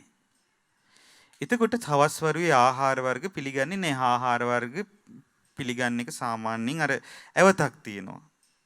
ඒතර හවස් වරුවේ ආහාර වර්ග පිළිගන්නේ උදේ වරුවේ 12ට කලින්. එතකොට නමුත් දැන් අපි හිතමු කෙනෙක් ඈත ඉඳලා ස්වාමීන් වහන්සේ නමක් බලන්න යනවා කියලා. එතකොට එයා කැමති පළතුරු ටිකක් පූජා කරගන්න. එතකොට දැන් එයා ඒ නිසා අපි හිතමු ලස්සන පළතුරු කූඩේකුත් හදාගෙන යනවා. ඒකේ වැරද්දක් තියනවද පළතුරු පූජා කරන එකේ? නෑ නමුත් අර එතකොට පූජා කරද්දී කරන්න තියෙන ක්‍රමේ තමයි ඒක ස්වාමින්වහන්සේගේ අතට පිළිගන්නන්න නැතුව ස්වාමින්වහන්සේ ඒ වැඩ ඉන්න තැන ආසනේ ඉස්සරහා ආසනේ ස්වාමින්වහන්සේ මේක මහා සංඝරත්නයේට මේ පළවැල පූජා වේවා ස්වාමින්වහන්සේලා කැප පරිදි මේ පළවැල භාවිතා කරත්වා කියලා තැම්පත් කරන්න පුළුවන්. එතකොට මේ ස්වාමින්වහන්සේත් නිශ්ශබ්දව ඉඳීවි. එතකොට ඉතින් අත තියලා පිළිගන්නවා නම් ඒ විදිහට පිළිගන්න කැප කොයි වෙලාවෙද? උදේවරුේ තමයි. ඉතින් හවස් වරුවල සාමාන්‍යයෙන් චෛත්‍ය රාජානන් වහන්සේලාටත් ආහාර පූජා කරනවාද? නෑ. දැන් ආහාර පූජා කරන්නේ ජීවමාන බුදුරජාණන් වහන්සේ කියන අදහස ඉන්නේ. ඉතින් අපේ ශාස්ත්‍රඥ වහන්සේ රාත්‍රී ආහාරයෙන් වෙන් වෙලා වාසය කළ උත්තමයන් වහන්සේ නමක්. ඒ නිසා රාත්‍රියේදී අපි චෛත්‍ය රාජානන් වහන්සේලාට හවස පූජා කරන්නේ මොනවද? ඒ පළතුරු මිරිකලා හදාගත්ත ගිලන්පස කැපයි හවසට. උදේට පළවැල පූජා කරන්න පුළුවන්. ඒක මං හිතන්නේ පැහැදිලි ඇති. ඊට පස්සේ තව කෙනෙක් අහනවා ස්වාමින්වහන්සේ ලාභ සත්කාර සමීපයේ ඒවාට යට නොවි සිහිනුවන ඇති කරගෙන ධර්මයේ දායාද කරගන්නේ කොහොමද? ඒවා ඉදිරියේ සාමාන්‍ය ජීවිතය තුළ කටයුතු කරන්නේ කොහොමද කියලා ඔන්න ප්‍රශ්නයක් අහලා තියෙනවා. ලාභ සත්කාර කියන්නේ මොනවද? තමන්ට විවිධ විදිහට ලැබෙන ප්‍රශංසා, ඊට පස්සේ ලැබෙන විවිධ ලාභයන්, විවිධ සත්කාර, විවිධ සැලකිලි, මේවට කියන්නේ මොනවද? ලාභ සත්කාර කියලා කියන්නේ. පින්නතුනි මේ ලාභ සත්කාර අභියස මිනිස්සු පුදුම විදිහට වෙනස් වෙනවා. බුදුරජාණන් වහන්සේ දේශනා කරලා තියෙනවා සමහර සූත්‍රවල මහණෙනි ජනපද කල්යාණිය නිසාවත්. ජනපද කල්යාණි කියන්නේ කවුද? ඒ ප්‍රදේශයේ ඉන්න ලස්සනම කාන්තාව. අපි හිතමු ජනපද කල්යාණි ගෙනල්ලා දෙන්නම් කියලා කිව්වා කියලා. වැරදි දෙයකට යොදවන්න. එතකොට ජනපද කල්යාණි නිසාවත් බොරු නොකියපු අය ලාභ සත්කාර නිසා බොරු කියනවා දකින්න ලැබෙනවා. බුදුරජාණන් වහන්සේ දේශනා කළා මව්පියන් නිසාවත් බොරු නොකියපු අය මේ ලාභ සත්කාර නම් වූ ලාමක දේ ඉදිරියේ බොරු කියනවා දකින්න ලැබෙනවා. මේ ලාභ සත්කාරය කියන්නේ ඊතරම්ම ලාමක වූ දෙයක්. ඒයින් සාමාන්‍ය දුර්වල පුද්ගලයාගේ හිත මොකද වෙන්නේ? යට යනවා. බුදුරජාණන් වහන්සේ දේශනා කරලා තියෙන්නේ මහණෙනි ওই ලාභ සත්කාර කීර්ති ප්‍රශංසා තරම් දරුණු දෙයක් මේ ලෝකේ නෑ. එච්චර දරුණුයි. ඒවා මේ ඇට මස් ලේ නහර විනිවිද යනවා. ඒ ලාභ සත්කාර වලට තියෙන ආසාව. අපි හිතමු කෙනෙක් දැන් අපි හිතමු ඔබව කෙනෙක් ඇවිල්ලා වර්ණනා කරනවා. වර්ණනා කරද්දී අපේ හිත සාමාන්‍යයෙන් ස්වභාවයෙන්ම වර්ණනාවට ආසයිද නැද්ද? ආසයි නේද? එතකොට අහුවෙලා යනවා. දැන් මොනවා හරි අපි හිතමු අපි මොනවාරි හොඳ වැඩක් කරනවා. හොඳ වැඩක් කරද්දී ඔන්න අපි වර්ණනා කරනවා. එතකොට ඒකට ආසාව වෙනවා. අර වර්ණනාවට අර කරපු පිනට නෙවෙයි. ඊට පස්සේ එතන ඉඳලා යා වැඩ කරන්නේ Tamanට වාසි ගන්න අදහසින්. තමන්ට ලාභ සත්කාර උපදවා ගන්න අදහසින් තමයි එතනින් එහාට යා ඔක්කොම වැඩ කරන්නේ. ඒතකොට බලන්න පින්නතුනේ කොච්චර පාඩුවක්ද ඒක? අවසානයේදී ලාභ සත්කාර සම්මාන ඉදිරියේ තමන්ගේ ජීවිතේ පාවල දෙන අයත් ඉන්නවා. ඉතින් ඒ නිසා මේ ලාභ සත්කාර කියන තියුණු කටුක රළු දේ හමුවේ තමන්ගේ ජීවිතේ වෙනසිලා යන්න දෙන්න එපා. ඒ නිසා හැම වෙලාවෙම ලාභ සත්කාරවල තියෙන අනිසි බව, ලාභ සත්කාරවල තියෙන පීඩාකාරී බව, ලාභ සත්කාරවල තියෙන ආදීනව සිහි කරලා, ලාභ සත්කාරයේ බැහැර කරලා ඒ වෙනුවට ශාස්ත්‍රුන් වහන්සේටම මොකද කරන්න ඕනේ? ප්‍රශංසා කරන්න. ශාස්ත්‍රුන් වහන්සේගේම ගුණ කියන්න. හැම වෙලාවෙම හිතන්න ශාස්ත්‍රුන් වහන්සේ ඉදිරියේ මම දූවිල්ලක් වගේ. දැන් අපි සමහරට කරන හොඳ පොඩි වැඩකට මේ මහා ප්‍රශංසා කරනවනේ සමහර. ඒත් අපි හිතන්න ඕනේ මොකක්ද? ශාස්ත්‍රුන් වහන්සේ කොතරම් දේවල් කරලා තියෙනවද? උන්වහන්සේ සාරා සංඛ්‍ය කල්පලක්ෂයක් පුරාවට පුරපු දාන පාරමිතාව එක්ක බලද්දී අපි මේ කරන දේවල් මොකක් වගේද? දූවිල්ලක් තරම්වත් වටින්නේ කියලා අපි හිතන්න ඕනේ. එතකොට මොකද වෙන්නේ? සිහිය උපදින්න පටන් ගන්නවා. නැත්තම් නියන් තමනුත් දැන් වැඩකාරයෙක් කියලා හිතුවොත් මොකද වෙන්නේ? දන්නේම නැතුව තමනුත් ඇඳිලා තමනුත් දන්නේම නැතුව විනාශය කරා යනවා. ඉතින් ඒ නිසා පින්නතුනේ මේ ලාභ සත්කාර කියන දේවල් දැන් විශේෂයෙන් ගුරුවරුන්ට ඔන්න ළමයි අනිත් අය දෙමව්පිය වර්ණනා කරන්න පුළුවන්. ඒවට අහු වෙන්න එපා. ඊට පස්සේ වෛද්‍යවරයෙක් නම් සමහර රෝගීන් වර්ණනා කරන්න පුළුවන් ඒ වෛද්‍යවරයව. ඒවට අහු වෙන්න එපා. ඒවා නිකන් සාමාන්‍ය දේවල් විදිහට දකින්න. හරියට නිකන් දි รา ගිය දර කඩක් වගේ. කිසි වටිනාකමක් නැති දෙයක් විදිහට දකින්න. ඔබේ ජීවිතය තුල ලාභ සත්කාර සම්මාන වලට ඉඩක් හදාගන්න එපා. එහෙම වුණොත් ඔබ ඒ තුලින්ම පිරිහී යාවි. ඉතින් මං හිතන්නේ අපි අද දහම් කරුණු ගණනාවක් සාකච්ඡා කළා නේද? ඔව්. ඉතින් අවසාන වශයෙන් මට හිතුණා හරි ලස්සන කාරණයක් හම්බුණා. ඒක පොඩ්ඩක් ඔබට මතක් කරන්න. ඒ තමයි අපේ උතුම් මහරහත් මුනිවරයාණන් වහන්සේ නමකගේ හරි ලස්සන කතාවක් තියෙනවා. මේක තියෙන්නේ තේරී ගාථාවල තියෙන ගාථාවකට අදාළව. මේ තමයි සම්භූත කියන මහරහතන් වහන්සේ. ඔබ අහලා තියෙනවද? වැඩි ගොඩක් වෙලාවට මං හිතන්නේ වැඩි අහලා නැතුව ඇති. මේ සම්භූත කියන ස්වාමීන් වහන්සේට කියන ලස්සන නමක් තියෙනවා. ඒ මොකක්ද? සීත වනීය මහරහතන් වහන්සේ. මොන මහරහතන් වහන්සේද? ඔව් සීත වනයේ වැඩ සිටි මහරහතන් වහන්සේ. සීත වනය කියලා කියන්නේ රජගහනුවර සමීපයේ තිබුණු ගොඩාක් මේ ලොමුදය ගැන්වෙන විදිහේ භයානක වනාන්තරයක්. එතකොට අතීතයේ ඇතැම් මුතුමන් මේ සීත වනයේට ගිහිල්ලා භාවනා කරනවා. මේ සීත වනයේ දරුණු රාක්ෂයන් අරක්ගත්ත තැන.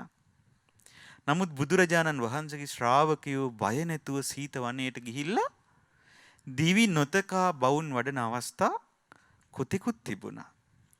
ඉතින් එතකොට දැන් උන්වහන්සේ දවසක් කායානුපස්සනා භාවනා නිමිත්තකින් සීත වනයේ ඇතුළට ගිහිල්ලා භාවනා කරමින් ඉඳිද්දී වෛශ්‍යවන දෙව් රජතුමා ගමනක් වඩිනවා අහසින්.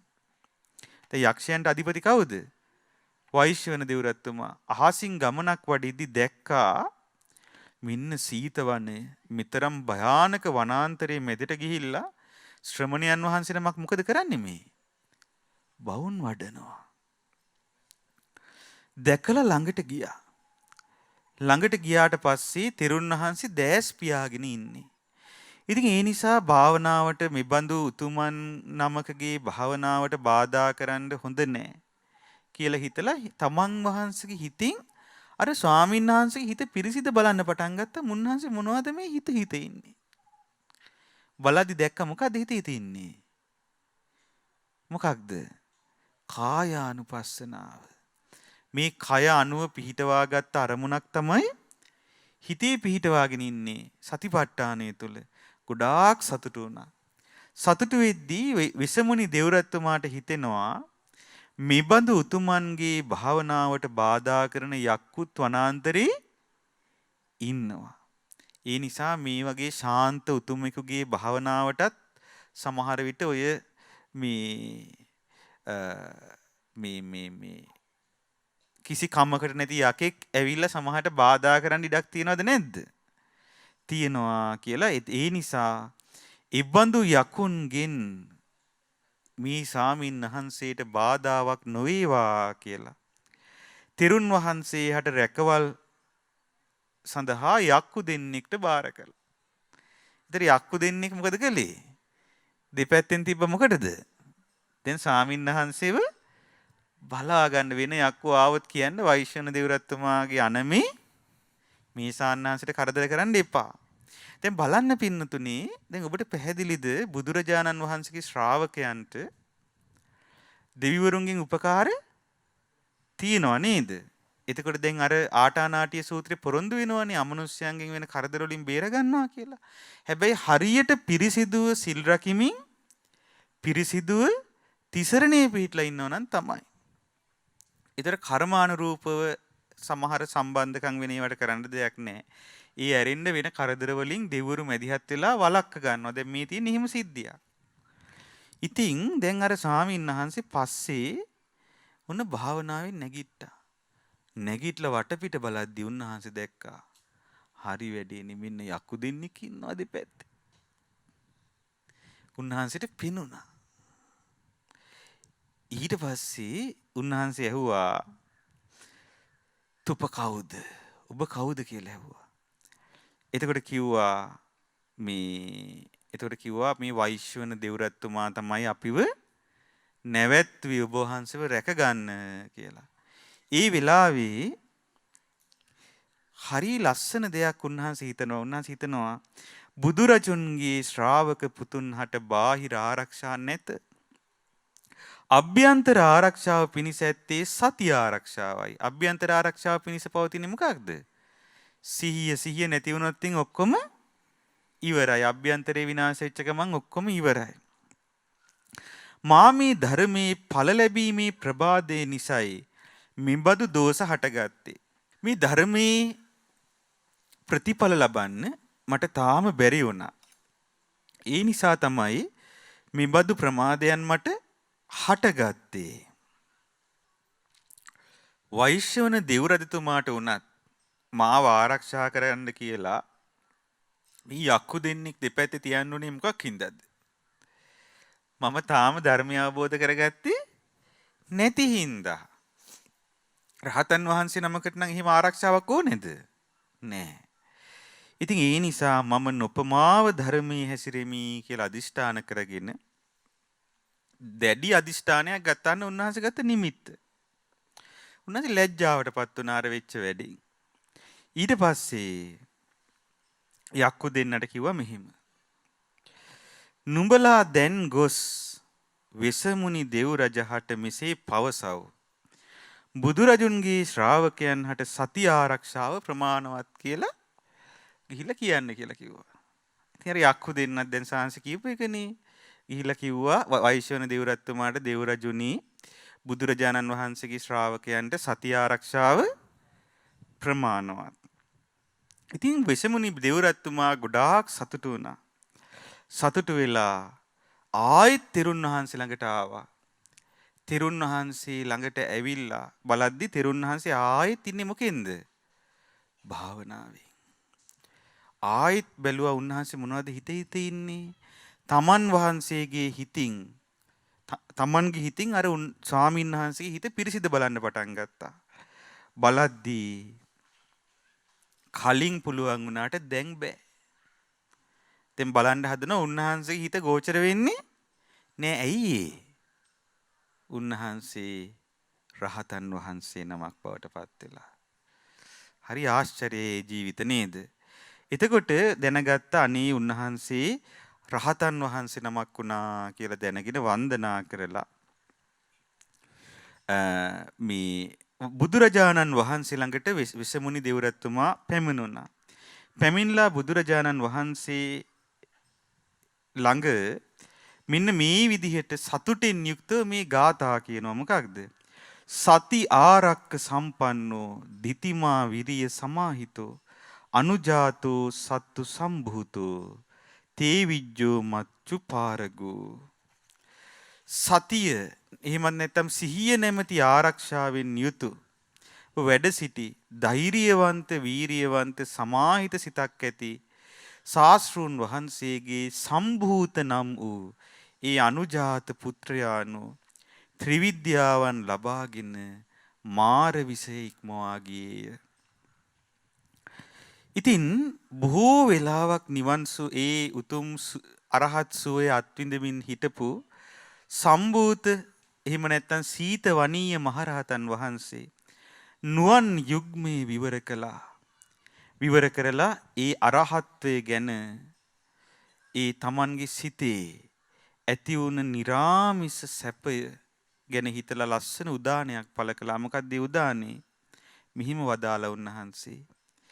ඒ භික්ෂුව සීත වනයේ සිටින කෙනෙක් වාසය කරන්නේ හුදකලාවෙමයි. ඊටාම සතුටින් කල් ගෙවන්නේ. කිලිස් සටනින් එයාට ජය ලැබුණා.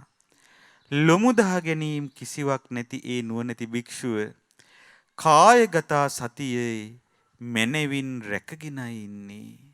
මේ වනාහි සීත වනීය තෙරුන් වහන්සේ විසින් වදාළ ගාථාවන්ය.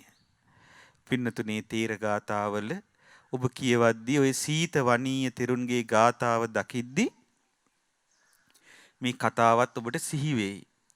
ඉතින් ඒ බඳු උතුමන් වහන්සේලා 19කට උතුමන් වහන්සේලාගේ උතුම් ධාතුන් වහන්සේලා 19කට ආසන්න ප්‍රමාණයක් එකතැන වන්දනා කිරීමේ අවස්ථාව ඔබට එළඹෙන අප්‍රේල් මාසයේ මුල උදා වෙනවා. ඒ ගැන වැඩි විස්තර ඔබට ශ්‍රද්ධා රූප වාහිනියෙන් ඉදිරියේදී දැනගන්න හැකියාව ලැබේවි. ඉතින් ඒ අසිරිමත් ගුණ ඇති මහරහත් මුනිවරුන්ට අපගේ নমස්කාරය වේවා. සාදු සාදු සාදු. පුණ්‍යානුමෝදනාව අපි අදත් සවස් වරුවේ පින්නතුනේ බුදුරජාණන් වහන්සේ වදාළ උතුම් ධර්මයේ සාකච්ඡා කරමින් ජීවිතේට උදාර වූ පුණ්‍ය සම්පත් එක් රැස් කරගත්තා. මේ රැස් වූ සියලු පින් කැමති සියලු දෙවියන් බ්‍රහ්මීන් නාගීන් ඉෂ්ට දේවතාවුන් වහන්සේලා අනුමෝදන් වෙත්වා. සමිද්දි සුමන නා නිරිඳුන් ප්‍රධාන නා පිරිසද ඉන්ද නාග මානවිකාව ඇතුළු නා පිරිසද සේරුවිලට අධිග්‍රෝහිත සේරුවිල දෙවියන්ද මේ සෑමලුවේ වෘක්ෂයට අධිග්‍රෝහිත දිව්‍ය රාජානන් වහන්සේද ඒ වගේම මේ පින්බිමේ බෝ රජුන්ට අධිග්‍රෝහිත දිව්‍ය රාජානන් වහන්සේද අපට නිරන්තරයෙන් උපකාර කරන මේ පින්බිමෙහි සත්පුරුෂ දෙව් පිරිසද ඒ වගේම මේ පින්බිමේ වෘක්ෂයක් පාසා සිටින වෘක්ෂ දේවතාවුන් වහන්සේලාද මේ උතුම් පින්බිමට අධිග්‍රෝහිත සියලුම දෙවියන්ද බ්‍රහ්මයින්ද නාගයින්ද ඉෂ්ට දේවතාවුන් වහන්සේලාද මේ පින් අනුමෝදන් වී ආයුෂයෙන් වර්ණයෙන් සැපයෙන් බලයෙන් යසින් වැඩෙත්වා. සුවසේම උතුම් ධර්මය අවබෝධ කරත්වා. සාදු සාදු සාදු. පිනින් සතුටු වන ධර්මයෙන් සතුටු වනේ සියලු දෙනා වහන්සේ සියලු ආකාරයෙන් අපට උපකාර කරත්වා.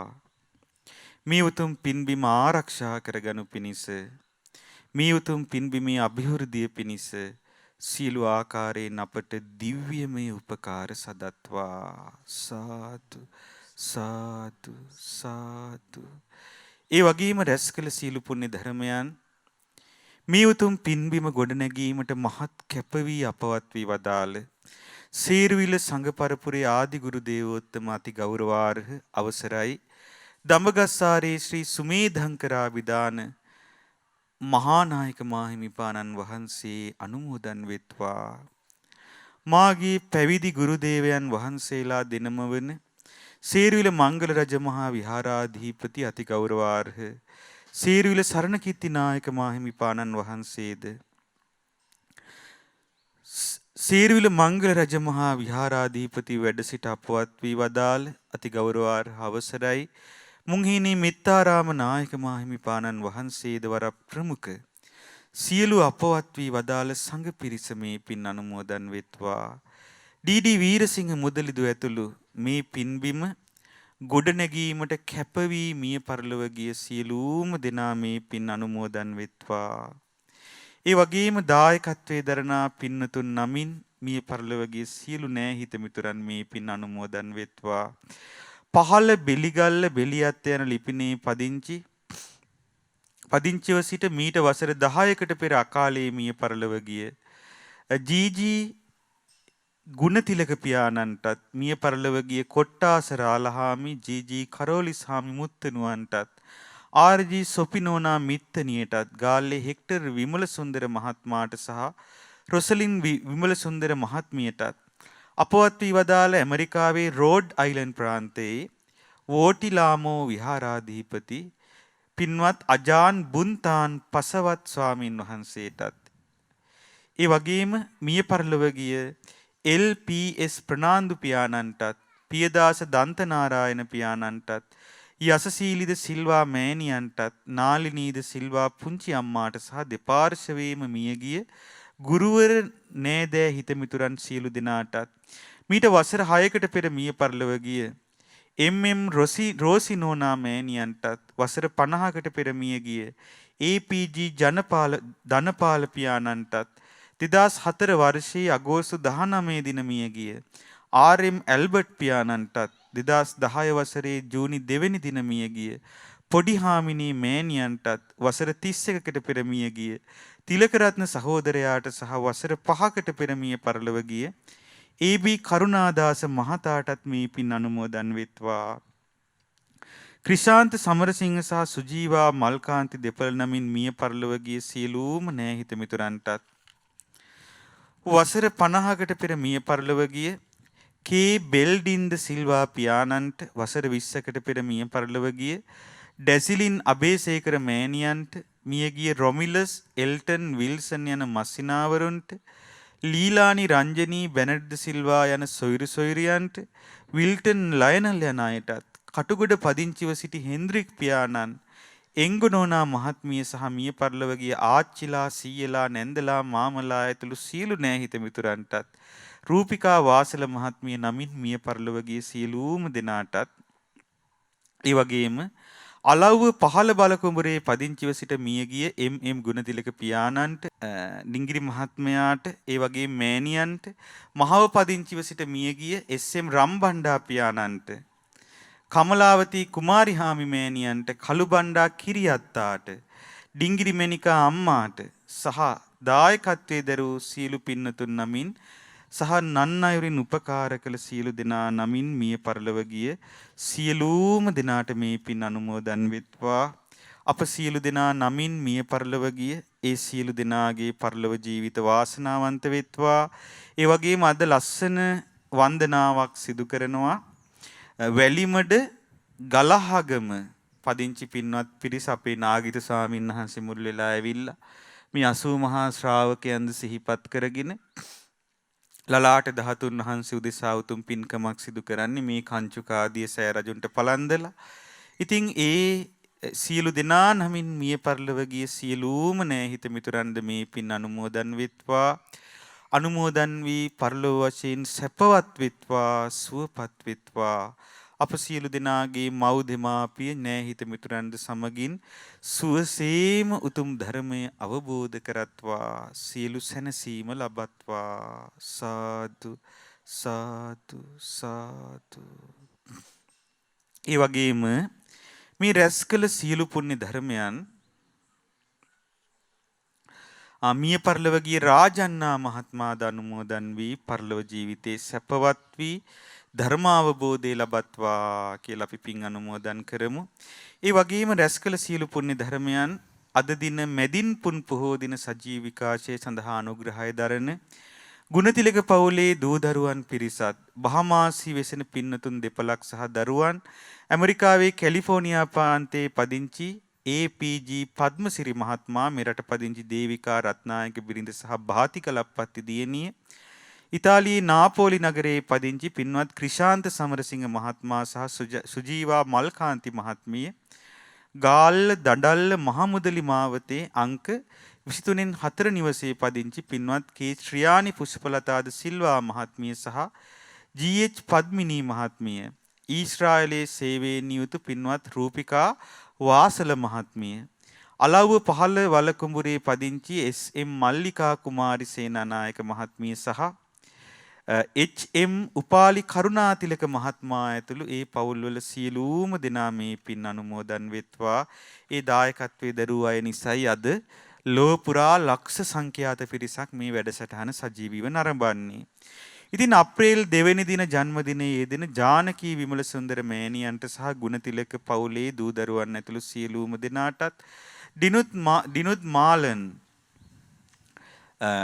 රොනාල් ප්‍රනාන්දු යන දූ දරුවන් ඇතුළු ප්‍රනාන්දු පවුලේ සියලු පින්වතුන්ට විදේශගත වීමට බලාපොරොත්තුවෙන් සිටින දේවිකා රත්නායක මහත්මියට භාති ගලප්පත්ති දියණියට සහ දෙපාර්ශවයේම සුජීවත්ව සිටින සියලුම දෙනාට 50 වෙනි ජන්මදිනයන් යෙදෙන ක්‍රිෂාන්ත සමරසිංහ සහ සුජීවා මල්කාන්ති දෙපළට කිසදු වෙත්මල් පුතණුවන්ට දෙපාර්ශවයේම මව්පියන් සහෝදර සහෝදරියන් දූ දරුවන් ගුරුවරුන් ඇතුළු පවුලේ සියලු නෑදෑ පිරිසට ඒ වගේම කේ ඩොලි සිල්වා රුවිනි ජයසේකර ටෙරන්ස් ජයසේකර ඩිලානි ජයසේකර යන අයට මානසික රෝගයකින් පෙළෙන පියසිරිද සිල්වා හේමසිරිද සිල්වා යන අයට ජී.එච්. මාලනී මහත්මියට ඇල්බර්ට් රාජරත්න මහතාට උපුල් ප්‍රියන්ත රුවන් කුමාර චමින්ද කුමාර යන පුතුන්ට අනූෂා උදයංගනී නිරෝෂා නිලන්ති ජීවනී ජිනාදරී යන දියණියන්ට රවීන් පුතණුවන් ඇතුළු පවුලේ දූදරු මුණුබුරු සියලුම දෙනාටත්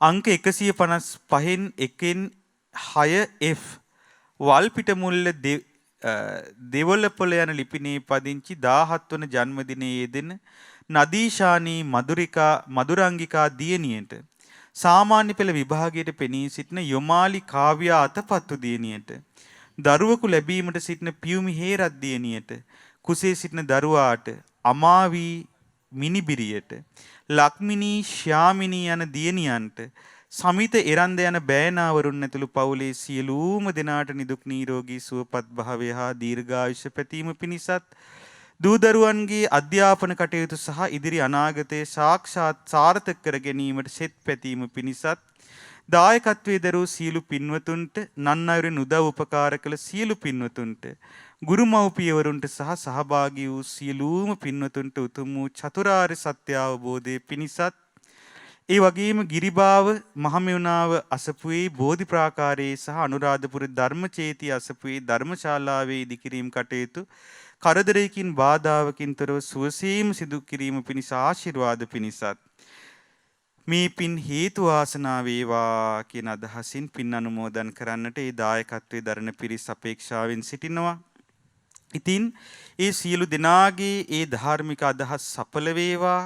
ඒ සියලු දෙනාට ඒ අදහස් සඵල වී සුවසේම උතුම් ධර්මාවබෝධය ලබත්වා. සාදු සාදු සාදු. විශේෂයෙන්ම මේ රැස් වූ සියලු පින් සුජීවත්ව සිටින අපගේ ධර්මාචාර්ය ගුරු දේවෝත්තම පින්වත් ලොකු ස්වාමින් වහන්සේ අනුමෝදන් වෙත්වා. සියලු මහා සංඝරුවන මේ පින් අනුමෝදන් වී නිදුක් නිරෝගී චිරජීවනයේ දීර්ඝායුෂ ලැබමින් සුවසේම උතුම් ධර්මය අවබෝධ කරත්වා කියලා සාදු කියලා පින් අනුමෝදන් කරමු. ඒ වගේම සේරවිල මංගල මහා චෛත්‍ය වර්ධන සමිතියේ සභාපතිතුමා ලේකම්තුමිය ඇතුළු සියලුම සමාජික සමාජිකාවන් ඒ වගේම සේරවිල මංගල රජමහා විහාරස්ත දායක සභාවේ ඒ සභාපතිතුමන් ලේකම්තුමිය භණ්ඩාගාරිකතුමා ඇතුළු ඒ සියලුම මහත්මීනුත් ඒ වගේම සේරවිල විහාරස්ථානයේට අදාළ ගම්මානයන්හි වාසය කරන සියලුම දෙනා අද මේ උතුම් වැඩසටහනට සහභාගී වෙන ඔබ අප සියලුම දෙනාත් මේ පින් අනුමෝදන් වෙත්වා. ඒ වගේම වැලිමඩ ගලහගම ප්‍රදේශයෙන් පැමිණි ඒ නාගිත ස්වාමින් වහන්සේගේ හිතවත් ඒ පින්වත් සියලුම දෙනාත් මේ පින් අනුමෝදන් වෙත්වා. මේ සියලු පින් අනුමෝදන් වී ඒ සියලු දෙනා අප සියලු දෙනා අද මේ වැඩසටහන නරඹමින් ජීවිතයේ පින් පුරාගත් සියලු දෙනා මේ පින් අනුමෝදන් වී නිදුක් නිරෝගී චිරජීවනයේ දීර්ඝායුෂ ලබත්වා. ඊතා සුවසේම උතුම් වූ චතුරාර්ය සත්‍ය ධර්මය අවබෝධ කරගෙන සංසාර දුකින් නිදහස් වීමේ වාසනාව ලබත්වා. සාදු සාදු සාදු. පින්නතුනේ සියලු දෙනාට ශ්‍රීමත් ලලාට ධාතුන් වහන්සේගේද උතුම් වූ කේශ ධාතුන් වහන්සේලාගේද මංගල මහා සෑරජාණන් වහන්සේගේද ආශිර්වාදේ ලැබේවා. සියලු දෙනාට තෙරුවන් සරණයි. නමෝ බුද්ධාය. ඉතින් මැදින් මස පුර 15වක පෝ දවසේ ගැටලු ධර්මයෙන් විසඳී සුසැඳෙන උදාර නිෂ්ඨාව මහසෑ රජාණන් වහන්සේ පාමුල මළුවේ සිට සතුටු සිත් ඒක රාශී කොටගෙන අනුමෝදන් වන්න පින්වන්ත ඔබ අප හැම දිනාටම පුණ්‍ය අවකාශය දුනා. ඉතින් අපට අනුකම්පාවෙන්ම උතුම් මැදින් මස පුර 15වක පෝ දවසේ දහම් සාකච්ඡා පිණිස වැඩමවා වදාළ සේරුවිල මංගල රාජ මහා විහාරාධිපති ඒ වගේම ශ්‍රද්ධා මාත්‍යාලී පූජනීය අනුශාසක දුහුරන්දර අවසරයි නම සඳහන් කරන්න පූජ්‍ය පාදාලු දෙනී සුබෝධි අපගේ පින්වත් නායක ස්වාමින්ද්‍රයන් වහන්සේ අපි හැමදෙනාම සමා කොටගෙන වන්දනමාන කරමු. ස්වාමීනි අපගේ নমස්කාරය වේවා. උතුම් ධර්ම දානමය පින්කම සිදු කොටගෙන අප රැස් කරගත් මහත්ඵල මහානිසංස උත්තම පුණ්‍ය ධර්මයෝ නොවලහාම අපගේ පින්වත් ස්වාමින්ද්‍රයන් වහන්සේටත් අනුමෝදන් වේවා. පුණ්‍ය අනුමෝදනාවෙන් පින්වන්ත මහ සංඝරුවන සුවපත් වේවා. අපගේ පින්වත් නායක ස්වාමින්ද්‍රයන් වහන්සේට උතුම් චතුරාර්ය සත්‍ය ධර්මයේම අවබෝධ වේවා. සාදු සාදු සාදු. ඉතින් හිමිදිරි උදෑසන සිට මැදින් මස පුර 15වක පෝ දවසේ සජීව විකාශනයේ ඓතිහාසික සේරුවිල මංගල මහා සෑ රජු නවියස සිට ගරුතර මහා සංඝරත්නයේ ආශිර්වාදයෙන් අපි ඔබට සමීප කරන අවකාශය තව ස්වල්ප වේලාවකින් ඓතිහාසික සේරුවිල මංගල මහා සෑ රජුන් වන්දනාමාන කරමින් සරුවච්ච ශ්‍රී ලලාට ධාතුන් වහන්සේ වන්දනාමාන කරමින් සිදු කරන සවස් සම්බුද්ධ වන්දනාව ඔබට සමීප කරමින් මුණ ගැහිමේ අපේක්ෂාව ඇතිව අපි සම්බන්ධතාව ප්‍රධාන පාලක මැදිරිය වෙත යොමු කර ගන්නවා. හැමදිනාටම සම්මා සම්බුදු සරණයි. නමෝ බුද්ධාය. මෙවැනි වටිනා ධර්ම දේශනා නැරඹීමට ශ්‍රද්ධා YouTube චැනලය සබ්ස්ක්‍රයිබ් කර සීනුව ලකුණ ඔබන්න.